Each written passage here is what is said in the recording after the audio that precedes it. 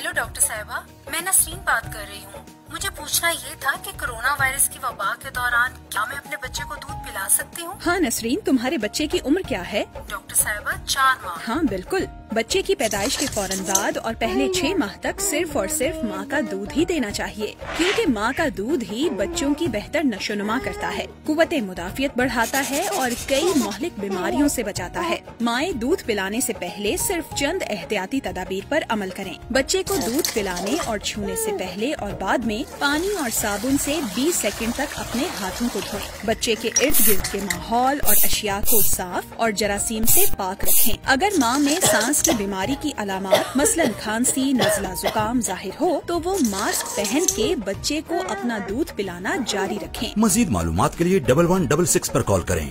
ये पैगाम आप तक न्यूट्रिशन विंग वजारत सेहत हुकूमत पाकिस्तान की जानिब से पेश किया गया है।